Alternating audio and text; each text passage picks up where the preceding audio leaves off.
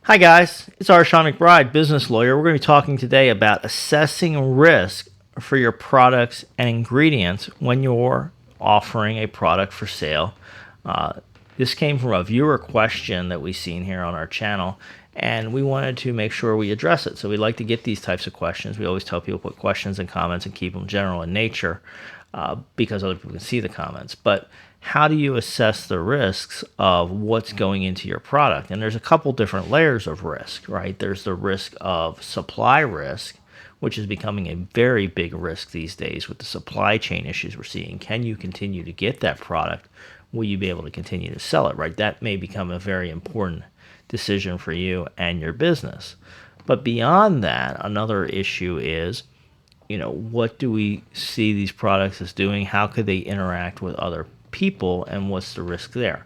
You can see what a lot of businesses are doing. They're putting information out there to disclose the risk to their buyers, right? So you'll see people, this product was made in a factory that contains nuts. And so that's putting people on notice. If you have a nut allergy, you may not want to buy this product, or you're assuming the risk, right? So you want to work through those kinds of things and get disclosure out there. Disclosure partially fixes the problem.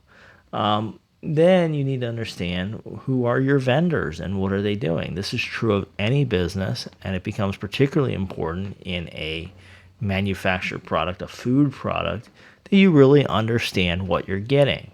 And that means getting some controls. Who are these vendors? Are they reputable? Have you been to their facilities?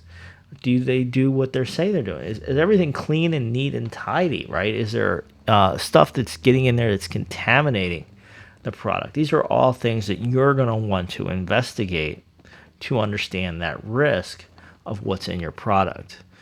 And so this is all about a total understanding of start to finish of what's going in there. And then you also need to think about substitute products.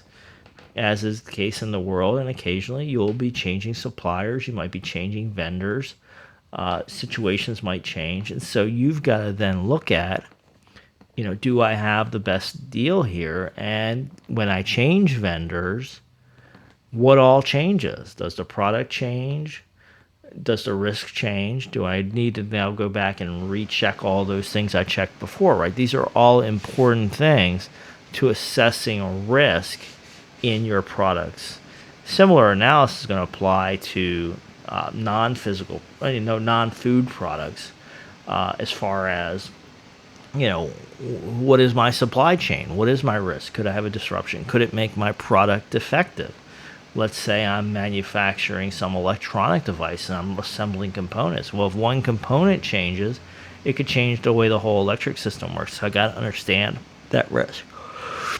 So a lot of this comes back to understanding who's doing what, how is everything fitting together, and what are the risk points. If you have questions or comments, I welcome you to drop them below. Keep them general in nature because other people may be able to see your comments, so you won't have confidentiality. So if you have tips, ideas, suggestions for future videos, we love it.